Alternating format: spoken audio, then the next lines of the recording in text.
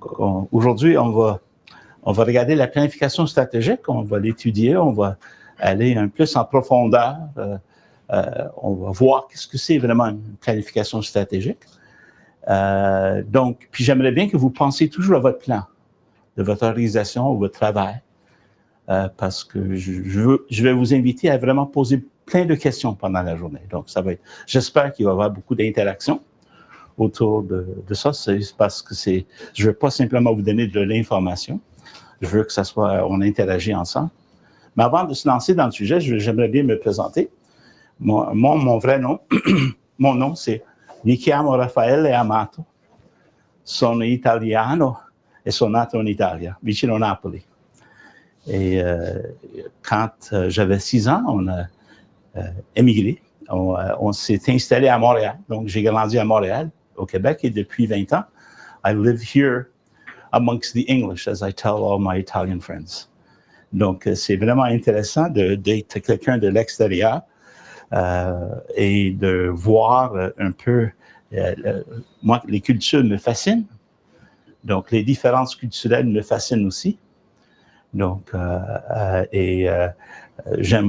j'aime toujours dire aussi, on voit l'Italie, c'est un exemple qu'on n'a pas besoin d'un gouvernement fonctionnel pour que le pays fonctionne. Donc, ça, on ne rentrera pas dans, c'est pas le sujet de la journée. Donc, c'est la planification stratégique. Dans la planification stratégique, avant de se lancer, comme je disais dans le sujet, j'aimerais bien vous parler un peu de mon expérience. Je travaille beaucoup avec plusieurs organismes à but non lucratif, national, local, dans la planification stratégique. Donc, c'est quelque chose... mais moi, mon expérience, c'est j'étais directeur général de plusieurs organismes à but non lucratif aussi. Puis au Québec, quand j'étais au Québec, on avait planifié on avait sorti les personnes ayant une déficience de l'institution, puis on les a intégrées dans la communauté. Et aussi, pour les gens qui connaissent ce travail-là, ça impliquait l'implication des parents, le syndicat, le personnel, les dirigeants, le personnel de l'établissement. Et c'était, je crois profondément, si une planification est bien faite, on peut réussir. Et ça guide, ça donne un sens à tout le monde. Il y a des éléments dans une planification stratégique que je vois de plus en plus quand je travaille avec des gens. Puis je demande plein de questions. Les gens m'appellent souvent, puis ils me disent souvent, Raphaël, est-ce que tu peux venir nous aider? On a planifié comme une journée le 21 novembre, comme je donnais comme exemple, puis on veut faire une planification stratégique. Puis moi, je pars arrière en disant, je pense pas que c'est une planification stratégique que vous voulez faire. Vous voulez planifier l'avenir, mais ça, c'est pas une planification stratégique, parce que ça se fait pas dans une journée. Puis on va aller voir pourquoi. Donc, c'est quoi vraiment une bonne planification? Bien, avant de commencer, j'ai plein de questions à vous poser. Donc, la première question est, est-ce que vous avez un plan stratégique? Vous travaillez là-dessus. Donc, c'est pour ça que tu es venu, pour l'apprendre. Et quand je te posais cette question-là, Christine, non. Mais quand même, tu réussis quand même à travailler. Oui. Donc, c'est pas une nécessité. On peut fonctionner. Il y a beaucoup d'établissements qui ont une mission claire ou une vision claire, mais qui n'ont pas nécessairement un plan stratégique. Donc, c'est quoi la différence? À quoi que ça peut nous servir? Donc, puis la première chose, est-ce que vous avez déjà participé à une planification stratégique? Oui. Oui. Dans le secteur public. Oui. Oui. Du gouvernement fédéral.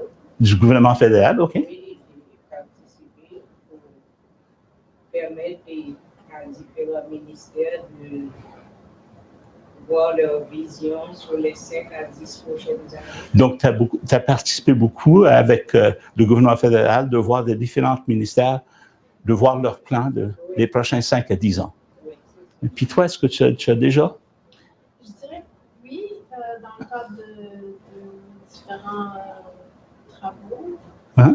Mais je pense que c'était plus, comme vous avez mentionné, c'est une journée, on se regroupe et on pense à l'avenir. Oui. C'était pas nécessairement... Donc, tu as déjà perçu, mais c'était comme une journée où on pense à l'avenir, on planifie pour l'avenir. Puis souvent, ce genre de plan reste sur la tablette, si vous n'avez pas remarqué. Là. On ne le voit plus après. C'était vraiment une bonne journée, plein d'énergie, mais on ne le voit plus. Puis je ne sais pas pour ceux qui se joignent à nous sur le webinaire, est-ce que vous avez, de l'expérience avec la planification stratégique. Est-ce que vous avez un plan stratégique? On va attendre juste 2 secondes de voir s'il nous répond.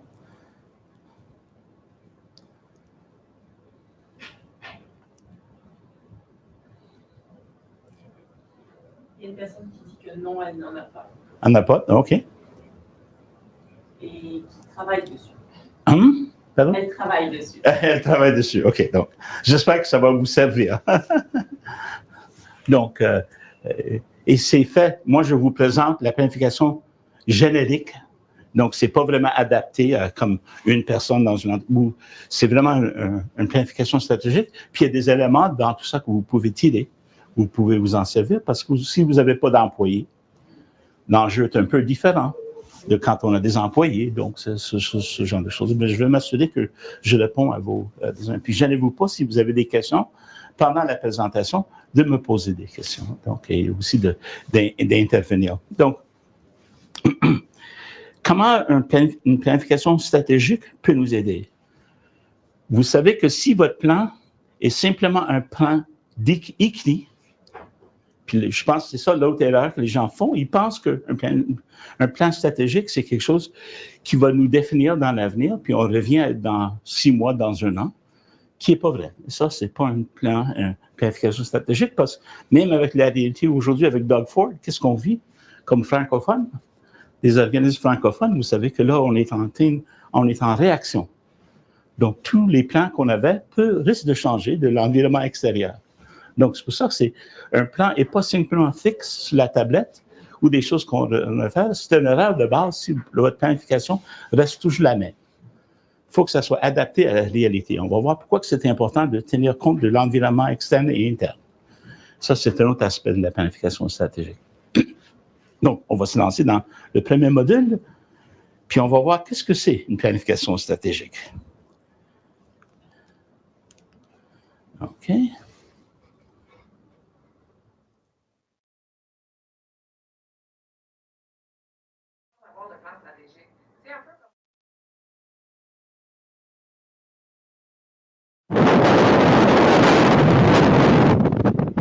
Traction s'est donné comme objectif de rendre la planification stratégique accessible aux PME pour qui elle peut certainement être très utile.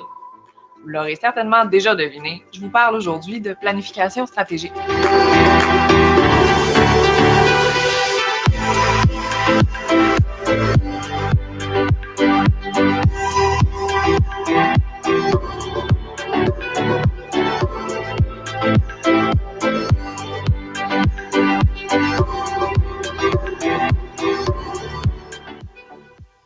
Je vais vous expliquer de quoi il s'agit, mais aussi pourquoi, quand et comment est-ce qu'on peut la préparer.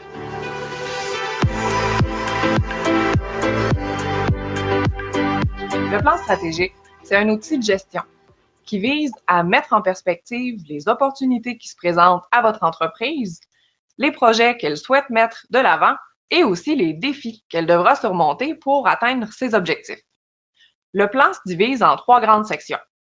La première, c'est l'analyse de la situation actuelle. Donc, comment ça va présentement dans l'entreprise? Où est-ce qu'on se situe par rapport à notre marché, à nos concurrents? Au niveau financier, comment est-ce qu'on s'en sort? Est-ce que ça va bien? Est-ce qu'on est satisfait de la situation actuelle de notre entreprise? La deuxième, c'est l'analyse des enjeux, autant au niveau stratégique qu'opérationnel et financier.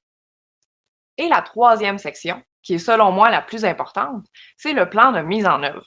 Donc, comment est-ce qu'on va faire pour s'assurer que tous ces enjeux-là s'harmonisent et qu'on atteint nos objectifs? Si vous voulez en savoir plus sur la composition et le fonctionnement d'une planification stratégique, je vous invite à visiter la section Services du site de Traction.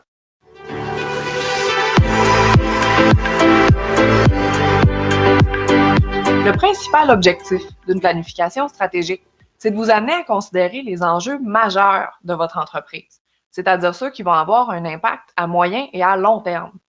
Pour être capable de faire ça, il faut être en mesure de prendre un peu de recul par rapport à la charge de travail quotidienne et les petits problèmes qui viennent avec.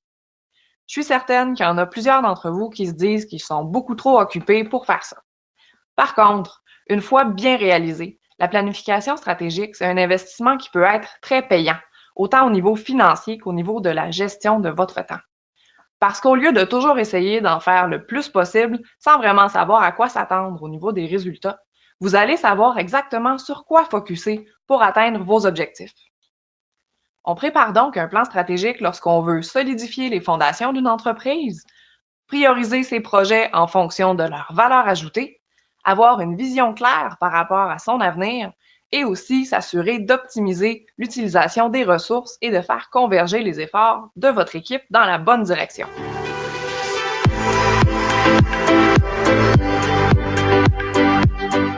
Selon moi, il y a 3 moments où on devrait préparer une planification stratégique.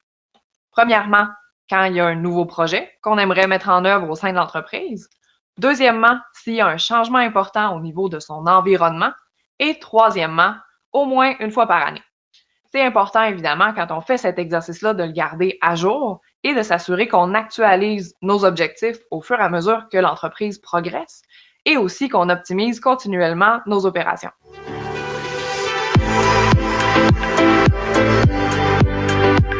Mon conseil pour rendre le processus simple et efficace, c'est de faire appel à quelqu'un qui s'y connaît en planification stratégique. Cette personne-là va être en mesure de vous amener à vous poser les bonnes questions et pourra aussi préparer pour vous les analyses nécessaires à la prise de décision éclairée. Votre plan stratégique, il doit être proportionnel à la taille de votre entreprise et aussi à l'ampleur de ses défis. Évidemment, ça se répercute sur son coût. Si vous êtes plusieurs dirigeants au sein de la même entreprise, c'est important d'en faire un effort de groupe pour vous assurer que tous les aspects de la gestion d'entreprise sont couverts et que chaque membre de l'équipe de direction est motivé par la réalisation du plan. Et si vous êtes le seul dirigeant, pourquoi ne pas inclure vos employés clés dans la réalisation de la planification stratégique? Ils seront certainement en mesure de vous aider à définir une vision claire pour votre entreprise et aussi à contribuer à trouver des pistes de solutions pour en améliorer la rentabilité.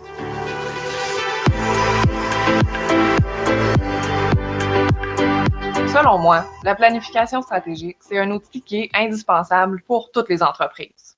Tombez pas dans le piège de vous dire que vous n'avez pas le temps. Ça peut faire une énorme différence pour votre entreprise, comme ça a été le cas pour plusieurs de mes clients.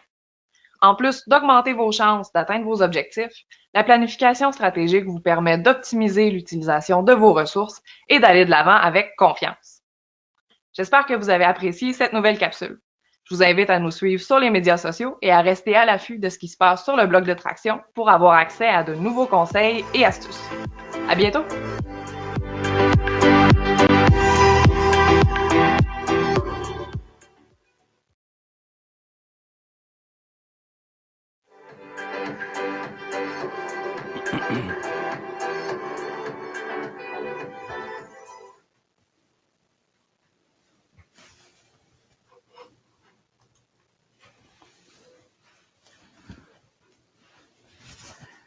Donc, comme vous avez vu, je ne sais pas, ça c'est un résumé. On va regarder les éléments dans tout ce qu'elle avait dit, un peu plus en détail.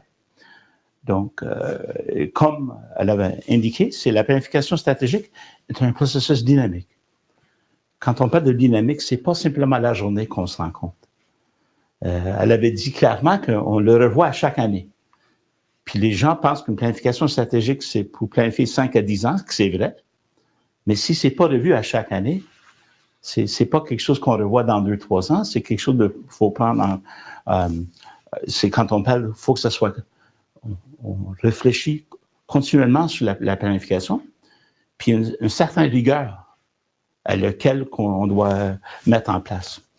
On parle aussi une chose qui est vraiment importante, puis elle avait indiqué ça, on parle de dirigeants. Si on a une équipe. Puis vous savez qu'on va voir un peu plus tard dans la journée, quand il y a une planification d'un changement, vous allez voir que si les employés ne sont pas impliqués, s'ils reçoivent la planification stratégique comme un fait accompli, puis n'ont pas eu un part de faire l'affaire, vous allez voir que la mise en œuvre est quelque chose qui vraiment devient de plus en plus difficile. Donc, vous pouvez imaginer, de plus en plus que les gens participent, la mise en œuvre se facilite. Et donc, ça devient un peu plus compliqué. Donc, et vraiment, c'est des heures de travail qu'on doit investir. C'est par tous les participants, particulièrement les gens pour bien conduire le processus. Si vraiment vous pensez, dépendant de la taille de votre organisation, Si vous pensez que ça se fait dans une journée, oui, vous pouvez avoir une rencontre où tout le monde finalise le plan à la fin, mais ça, c'est la fin. Il y a tout un travail à faire préalable avant. Puis on va regarder le travail qui doit être fait là, avant cette journée-là. On va revoir toujours notre raison d'être quand on voit une planification stratégique. On revient sur qui qu'on est, pourquoi qu'on est là, quel but qu'on veut atteindre et comment on va l'atteindre. Qui va faire le travail? Donc, c'est très important. Et comme je vous disais, il y a un lien direct avec qui va faire le travail. Si la personne qui va faire le travail n'est pas impliquée dans le plan, vous allez voir qu'il faut que ça soit vraiment bien préparé de le transmettre à d'autres. Donc, le processus de la planification est orienté vers l'action. L'idée de base, c'est pas simplement d'avoir un plan, mais c'est la mise en œuvre. C'est l'action qu'on prend après un plan. Donc, le plan stratégique, c'est un document qui expose la raison d'être de l'organisation, comme on avait dit, et celle qu'elle vise à faire et comment. Donc, la planification stratégique, un des éléments, on va sortir avec un plan. Comment se servir du plan, on va le revenir après, à plusieurs reprises pendant la journée, parce que le plan, il faut que ça soit toujours révisé. Donc, ce n'est pas un plan fixe, c'est un plan interactif, dynamique, qui va toujours évoluer. Donc, il aide l'organisation à rester centrée sur sa vision et ses priorités. Dans la prochaine module, on va voir l'importance d'articuler la mission et la vision de votre organisation, ainsi que les valeurs. Donc, un plan stratégique ne prédit pas l'avenir. Donc, l'idée de base, je pense que c'est, vous savez que la planification stratégique, il y a quelques années, ça vient de l'armée. C'est le début de la planification stratégique. On planifie d'être sur le champ avec d'autres armées, puis on regarde l'ennemi, puis on fait une planification. Le problème que de plus en plus dans la réalité d'aujourd'hui, c'est que les choses, l'environnement externe change continuellement. Donc, il faut qu'on s'adapte. Puis là, on peut parler du gouvernement Ford et ses changements autour de la francophonie. Et donc, il faut qu'on s'adapte. Qu'est-ce que ça veut dire? Comment on s'adapte? Donc, c'est une réalité. Donc, un plan stratégique ne prédit pas l'avenir. On ne peut pas savoir qu'est-ce qui va se passer. Il ne remplace pas un bon leadership, un leadership éclairé et un bon jugement. Il faut que les dirigeants soient vraiment là pour manier. Puis, ce n'est pas un processus simple et facile. Et comme on a déjà indiqué, un plan stratégique est un document évaluatif. Donc, il faut que ce soit toujours adapté et selon les besoins qui émergent. Puis, on va parler un peu de ça. Je vais vous donner de différents modèles à la fin de la journée, de comment les gens le font, parce qu'il y a toute une nouvelle façon, il y a d'autres façons de faire une planification stratégique. Donc, qu'est-ce que c'est la stratégie? Parce qu'on parle de une planification stratégique. Qu'est-ce que c'est la stratégie? Donc, c'est la façon dont une organisation répond à ses besoins et objectifs. La stratégie aide à établir des priorités, choisir les mesures à prendre, créer un plan, affecter des ressources, être proactif. Puis on parle toujours, si on ne sait pas où est-ce qu'on va aller, on est toujours à la bonne place. Donc c'est comment se préparer. Est-ce que ça a du sens? Est-ce que vous avez des questions à ce point-ci? Non? Ça va? OK. Donc, l'objectif de la planification, il faut qu'on se pose la question pourquoi. La planification stratégique a pour objectif de fixer un nombre limité des priorités. Et c'est souvent là où il y a un piège, là, parce que les gens disent qu'il faut qu'on se fixe des priorités, puis il y a d'autres personnes, puis il ne faut pas mêler ça avec l'opération. Il faut que l'opération continue. Quand on parle de priorité, ça ne veut pas dire qu'on arrête à faire ce qu'on a à faire. C'est juste où on vise nos énergies. Donc, c'est pour ça que c'est très important de limiter ça. On ne veut pas arriver avec une liste d'épicerie à la fin qui ne nous donne pas un sens de direction dans l'avenir. On va aussi parler d'analyser l'environnement. L'environnement interne, quand on travaille pour soi, où on est dans une organisation, il y a une différence. C'est quoi l'environnement interne? D'après toi, c'est quoi l'environnement interne? You get it? Bon, sont tous les facteurs à l'intérieur de l'organisation qui sont tous les facteurs, oui, de l'organisation, oui. Un impact sur son fonctionnement. Ben oui, ça a un impact. Donc, il faut prendre tout en considération interne. La façon qu'on est structuré, qui occupe les postes, quel poste qu'on a, comment on analyse ce genre, les ressources qu'on a, l'argent qu'on a. Puis pour toi, quand on parle d'analyser, parce que tu travailles pour toi-même, qu'est-ce que ça veut dire pour toi, analyser l'environnement interne? Ben, c'est peut-être la répartition des tâches priorisées aussi. Oui, donc répartir les tâches, oui, organiser. Oui.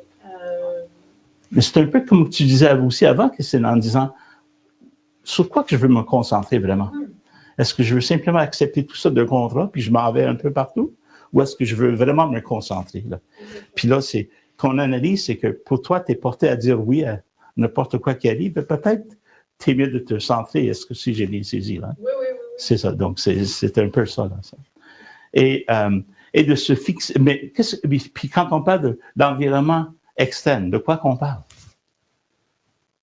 Est-ce que... Ben, ça pourrait être le contexte politique. Le contexte politique, ça c'est vrai, oui. Je veux dire, le contexte économique. Le contexte économique, c'est sûr. L'analyse des marchés. L'analyse des marchés, oui. Ah oui, il y a plein de choses. Tu sais, le coût de l'essence. Ouais. Les facteurs environnementaux, oui. C'est tout ça a un impact chez nous. Puis si vous avez remarqué, de plus en plus, on n'a aucun contrôle. Trudeau n'a aucun contrôle sur ce que Trump va faire, qu'est-ce que les États-Unis vont faire. Donc, le plan qu'on avait en place, je ne sais pas si vous avez entendu hier, on parlait, le plan est en train de changer. Parce qu'on avait un plan en place, mais là, ça ne se manifeste pas comme on pense. L'environnement externe ne nous permet pas de faire ce qu'on voulait faire. Il faut qu'on s'adapte. Et souvent, vous allez voir, les gens vont vous demander pourquoi vous ne faites pas ce que vous avez dit, mais c'est parce que l'environnement externe change. Donc, qui nous insiste qu'on se fixe des objectifs stratégiques, qu'on fait des choix. Et ça, c'est un peu difficile. Et on va voir l'importance de pourquoi qu'on a besoin vraiment de clarifier notre mission et notre vision. C'est ça qui va nous permettre de vraiment faire des choix, de faire des bons choix. Là, tu sais. On doit vraiment voir l'attribution des ressources en fonction des objectifs. Est-ce qu'on a les bonnes postes? Est-ce qu'on a les bonnes personnes en place? Est-ce qu'on investit suffisamment dans ce qu'on veut faire? Ça sert à quoi si on a une formation? Je m'appelle un temps, je travaillais avec une organisation qui parlait on veut vraiment s'assurer que chaque membre du personnel ait la formation de l'année prochaine. Donc, ils avaient à peu près 50 personnes qui travaillaient pour eux, puis il y avait 12 000 $ dans leur budget de formation. Ça n'a aucun sens. Comment on va les former ces 50 personnes si c'était ça l'objectif qu'on veut faire? Mais ça veut dire qu'il faut qu'on regarde où on va éliminer cette priorité-là parce qu'on n'a pas de ressources, ou si on va aller chercher, on va déplacer d'autres argent d'ailleurs, puis on va le mettre dans cette formation. C'est ça que ça veut dire. Il faut que ça soit aligné à quelque part. Et donc, on fait une évaluation des possibilités, des dangers, des forces et des faiblesses. Donc, quelles sont vos forces comme organisation? On va le regarder après. Exactement. On va faire une FFOM. On va voir qu'est-ce que ça veut dire cet acronyme-là. Après, là, on va voir qu'est-ce que ça veut dire. Donc, et aussi, on va élaborer des points de repère pour l'évaluation. Comment on peut évaluer notre plan? Et vous allez voir que dans les priorités, il y a une façon de transmettre, de créer une grille d'évaluation avec les priorités qui va nous permettre de se donner un feedback continuellement. Et donc, on regroupe des objectifs et des plans dans un tout cohérent. Donc, faut qu'il y ait un plan. Vous savez que souvent, quand une organisation complète sa planification, il y a un plan stratégique qui est envoyé. Donc, comment on va le communiquer, comment les gens vont, la mise en œuvre est la chose la plus importante, et le document sert pour cet élément-là. Donc, La planification stratégique au plan interne, c'est un processus de réflexion. On avait déjà dit, si vous êtes toujours pris dans l'action, vous n'avez pas le temps de faire une réflexion.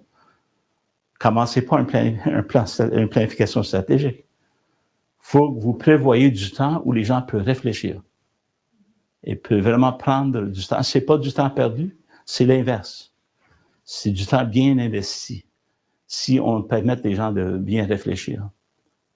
Puis un autre élément qu'on va voir autour de cette réflexion-là, c'est un peu plus tard, c'est que la mise en question, qui est la chose la plus difficile. Quand on fait une analyse FFOM, la chose la plus difficile où les gens réagissent souvent défensivement, c'est quand quelqu'un nous remet en question. Est-ce qu'on fait qu'est-ce qu'on avait dit qu'on veut faire? C'est un outil de gestion et de suivi. Donc, c'est vraiment, ça permet les dirigeants de vraiment guider les actions, planifier des rencontres, tu sais, comment on se sert des réunions, de faire un suivi là-dessus. C'est un moyen de communication et de motivation interne. Et faut qu'il y ait un plan de communication de notre planification stratégique à l'interne. Comment on va... Parce en anglais, on dit souvent vendre le plan. Puis moi, je dis, il y a un danger, on ne veut pas vendre un plan. On veut impliquer les gens. On veut engager les gens dans le plan, pas le vendre. Vous comprenez la nuance qui est différente. C'est comment on va impliquer les gens dans les choses qui vont les affecter, dans lesquelles ils vont être impliqués. Et ça, c'est un élément souvent manquant. Pardon? Oui. Ce qui concerne la communication, oui. Est-ce que c'est pas nécessaire avant de développer comme une grille à l'interne, tout comme à l'externe, une grille d'analyse des intervenants? Oui, une analyse des intervenants, ça, c'est sûr.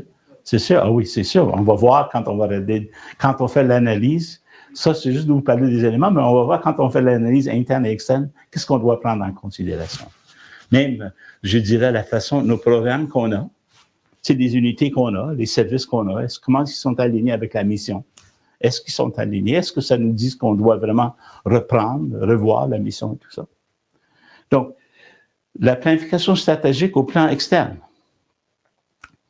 c'est un processus de questionnement systématique sur l'environnement. L'environnement, c'est les bailleurs de fonds, la politique, il y a toutes sortes de choses qui impactent continuellement notre réalité. Et comme je disais, même le prix d'essence, c'est quand ça change vraiment toutes sortes de choses.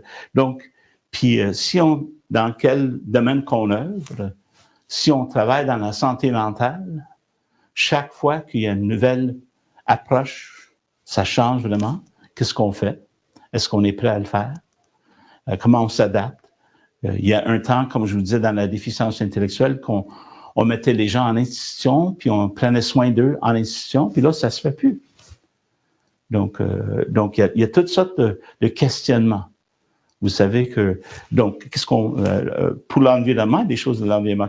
Puis c'est aussi un outil de dialogue, de construction de partenariat.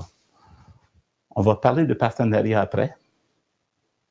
Parce que l'important, c'est que dans le travail que vous faites, il y en a d'autres qui font quelque chose de semblable ou peut-être qui sont liés à votre travail. Et quels sont les partenaires concrets avec eux? Est-ce qu'on doit les impliquer dans le plan? C'est toujours ça la question. Est-ce qu'on doit aller chercher des gens puis nous aider à vraiment se situer là, dans ce plan-là? Donc, la nature de la planification stratégique, puis on va regarder ça un peu plus en détail. Vous ne devrez pas entreprendre une planification stratégique si vous ne mettez pas suffisamment de temps. Et ça, je pense que c'est l'erreur de base qu'on fait. Comme je vous disais, si vous voulez planifier une journée, c'est la journée même est simplement la fin du plan ou peut-être un regroupement de tout le monde, mais ce n'est pas le plan. Et c'est ça que les gens essaient de tout faire dans une journée. Il y a tout un travail à faire, puis on va regarder dans le prochain module, quel est le travail qu'on doit faire pour qu'on réussisse. Donc, c'est vraiment, qu'est-ce que c'est d'intégrer un esprit stratégique? Qu'est-ce que vous pensez que ça veut dire?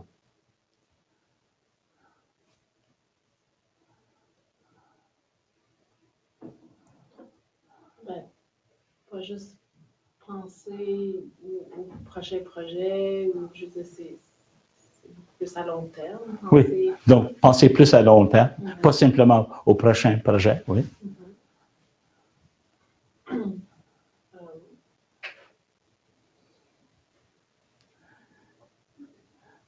Un esprit stratégique, juste pour regarder ça, c'est j'ai une réunion avec mon équipe. Comment je peux intégrer un esprit stratégique dans mon équipe? Parce qu'on est dans le faire. On a toujours des choses à faire. Donc, je vous invite à regarder vos réunions et la façon que vous organisez vos réunions. Quel est le temps que vous laissez les gens de vraiment parler de ce qu'ils voient? C'est une réflexion. Comment ils peuvent... leur critique interne. Est-ce qu'il y a un moment qui est prévu de laisser les gens de faire une remise en question de ce qu'on fait? Dans la recherche, on trouve que les gens qui ont vraiment une mission forte, claire, la plupart des gens n'aiment pas se faire remettre en question. Ils pensent qu'ils font, qu'est-ce qu'ils font? Qu'ils réalisent leur mission. Donc, je vais vous donner un exemple. On peut avoir comme un de nos valeurs, ça peut être qu'on crée une mutualité avec nos bénéficiaires. Puis on est super, on est bien capable de faire ça avec nos bénéficiaires, les gens qu'on sert. Mais est-ce qu'on fait ça avec le personnel et la direction? Et quand un membre du personnel essaie d'interpeller le leadership, vous savez, si vous avez la même expérience que moi, c'est comme la boîte se ferme, on se défend, puis on a beaucoup de difficultés. Donc, avoir un esprit stratégique, c'est dire qu'on se laisse poser, on pose des questions difficiles qui n'ont pas nécessairement une réponse facile. Et c'est pas quelque chose qu'on est habitué à faire. Je peux vous dire, tu sais, avoir assisté à plein de réunions, plein de rencontres, c'est chaque fois qu'il y a une question comme ça, je pense que c'est une piège, particulièrement pour les dirigeants, il veut avoir une réponse. Et il y a des moments où il n'y a pas de réponse. Quoi faire aujourd'hui avec le développement en Ontario, avec ce que le gouvernement Ford est en train de faire? Qu'est-ce qu'on doit faire? On ne sait pas. Donc, ce n'est pas si simple que ça. Et donc, ce n'est pas uniquement les dirigeants qui sont préoccupés avec ça. Hein? Et c'est ça l'autre erreur qu'on fait.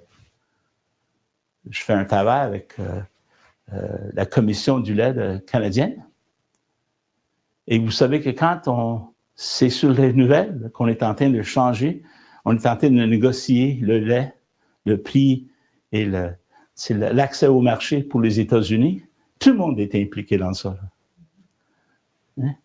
Puis je pense qu'on a une tendance d'avoir une attitude de dire à tout le monde, inquiétez-vous pas, les dirigeants vont s'en occuper.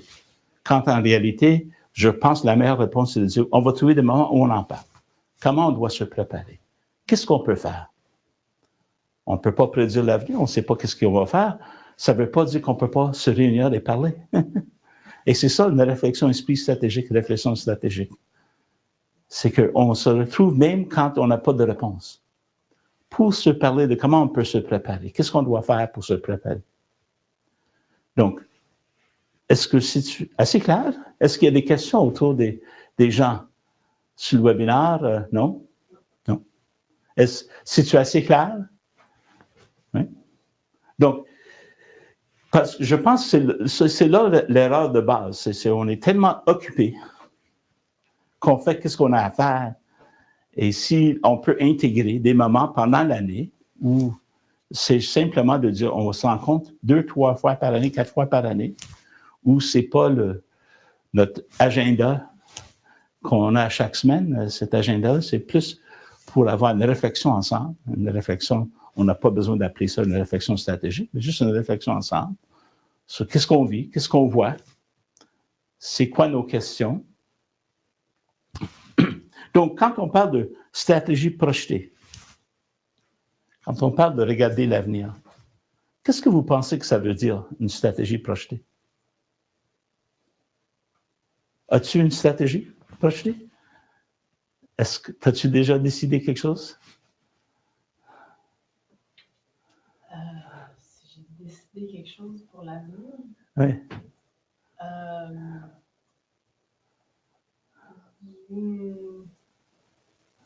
Oui et non. Oui et non, oui, oui et non, oui.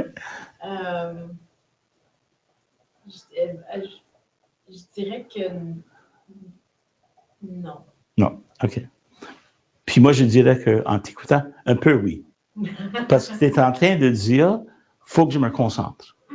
Oui. Et donc, oui. ça, c'est déjà une stratégie projetée. Mm-hmm. Pour ma survie, pour me réaliser, pour faire ce que je veux faire, faut que je me concentre. C'est comme ma fille, qui est un massothérapeute, a décidé de partir son propre entreprise.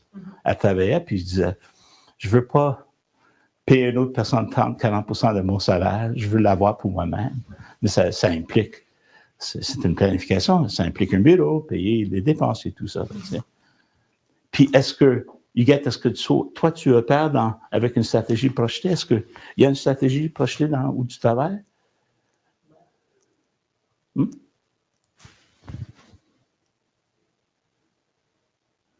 sait ce qu'on va faire. Oui. Et puis, comment on va le faire. Mm-hmm. Oui. Donc, vous savez qu'est-ce que vous voulez faire et comment vous allez le faire. Oui. Donc, tu dis là que oui. C'est assez clair. Oui. Et quand je parlais de comment est-ce que vous pouvez savoir, alors donc, l'autre question, c'est comment vous pouvez savoir si la stratégie était réalisée? Est-ce que vous avez des moyens en place? On peut faire une évaluation de départ et puis une évaluation. On peut le faire.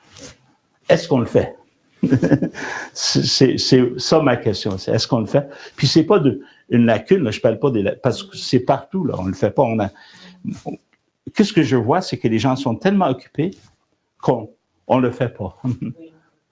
On a une idée de qu'est-ce qu'on veut faire, mais on s'arrête jamais de dire qu'est-ce qui nous empêche. Est-ce qu'on est trop pris dans le quotidien pour vraiment changer? Oui, moi, je pense aussi parce que il y a l'aspect risque. L'aspect de? Risque. Risque, oui. Oui, et quand on veut mettre en place une stratégie, il faut toujours. Il faut qu'on fait de plus en plus, on parle de gestion de risque. Oui, une analyse de risque. Une analyse de risque, oui. Puis vous savez qu'il y a des gens qui font que ça. Oui, c'est ça. Et donc, faut qu'on fait une analyse de risque. Puis quand on fait notre FFOM, c'est là où on regarde les risques. Tu sais, c'est autour de quelles sont les possibilités, mais aussi quels sont les risques, quelles sont les possibilités. Donc, mais en même temps, une stratégie réalisée, c'est de dire, si on a une stratégie, à quel moment qu'on s'arrête ensemble, de se donner une rétroaction, de dire, oui, on est en train de réaliser, non, il y a quelque chose qui émerge qui nous empêche de le faire. Donc, c'est comme je vous disais, je vous donnais l'exemple on réalise qu'on n'a pas suffisamment de budget pour réaliser qu'est-ce qu'on voulait faire.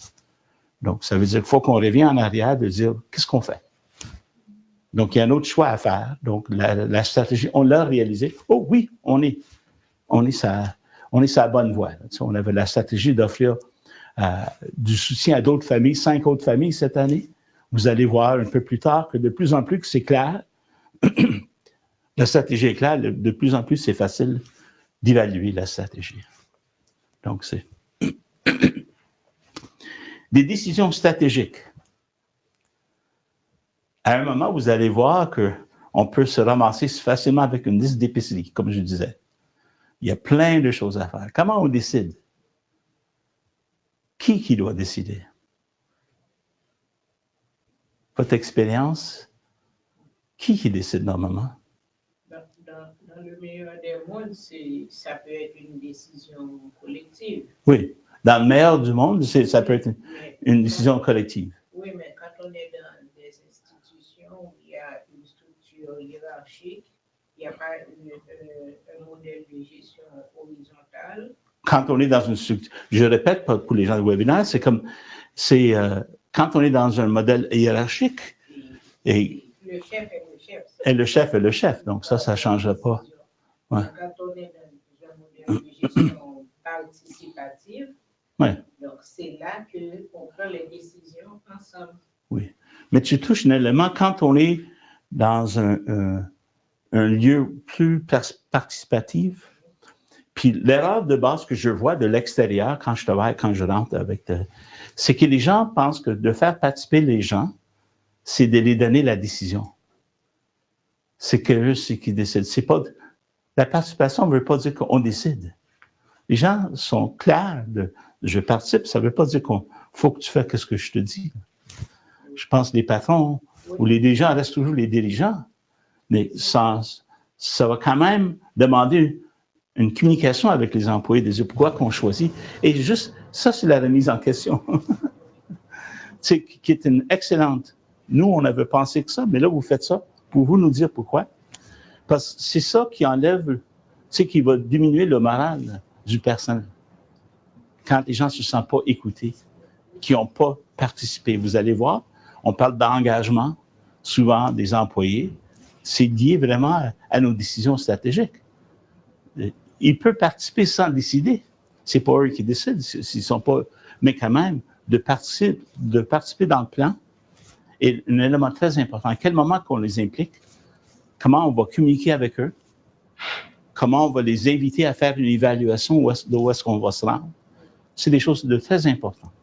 Oui, ça va se décider dans la stratégie d'engagement des différents intervenants. Oui.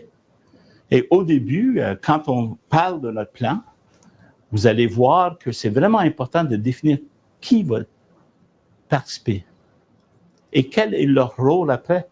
Est-ce qu'ils informent d'autres? Comment on tient tout le monde informé de qu'est-ce qu'on fait? Parce que vous allez voir, souvent les gens posent la question, mais qu'est-ce qu'ils font eux? On ne les voit pas, là, tu sais.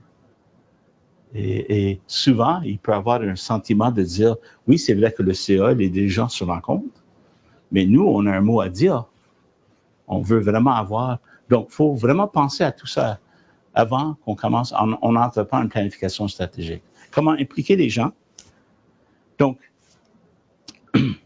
juste, on a regardé un peu les éléments de la planification stratégique, d'introduire la planification stratégique. Est-ce que vous avez des questions à ce moment ici? Si tu es dans de quoi qu'on... Est-ce que tu es un peu plus clair parce qu'on disait que ça va t'aider à clarifier un peu plus? Puis parce que dans le prochain module, on va regarder comment se préparer pour que notre plan ait une réussite, à réussir. Là, tu sais, donc, est-ce qu'il y a des questions pour des gens sur le webinaire? Oui. Puis juste, on peut les demander. Juste, j'aimerais bien avoir une réponse pour les gens qui nous écoutent de loin. Est-ce que vous avez un plan? Je vais revenir sur cette question. Est-ce que vous avez un plan stratégique?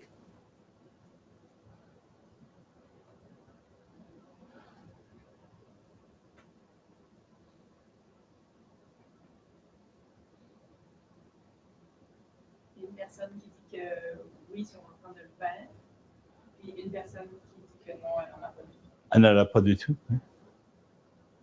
OK.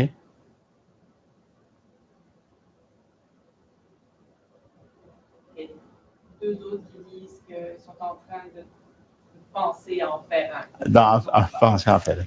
Oui, puis là, juste pour ces gens-là, vous allez voir que nous, on va regarder les éléments d'un plan.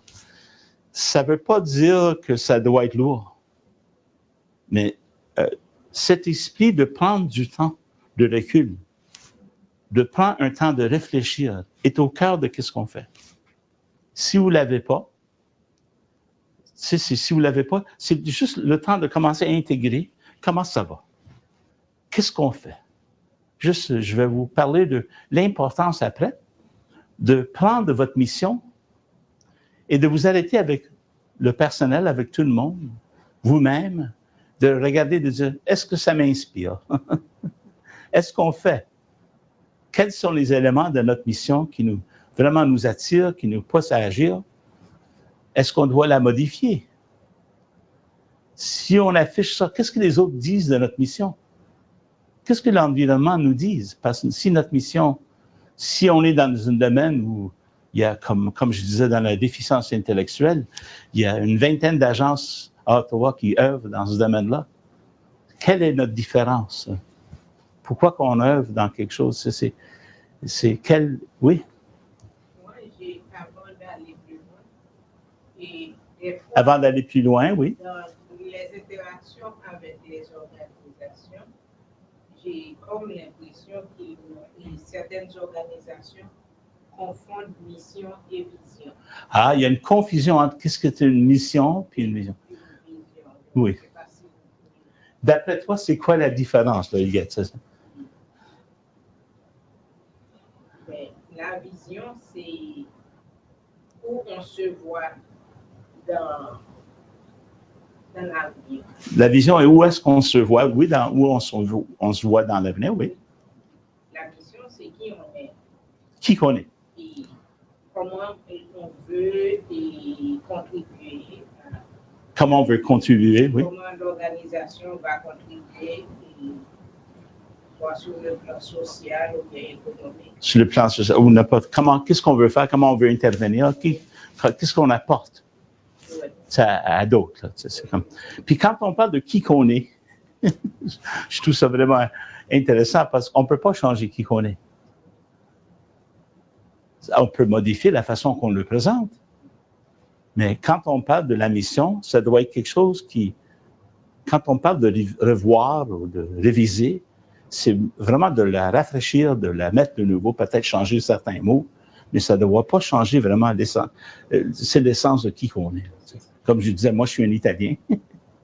C'est la réalité. Donc, et ça, c'est comme un peu comme je réalisais de plus en plus que ma mission dans la vie, juste pour vous dire, c'est de devenir mon nom.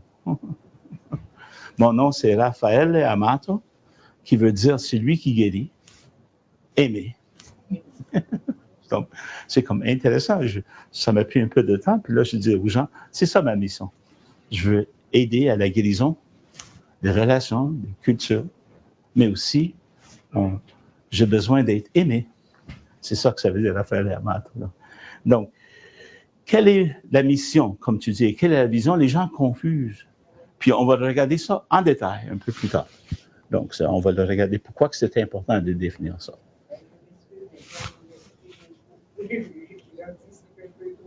Oh non, pas du tout. Non, tu ne l'as pas fait trop tôt.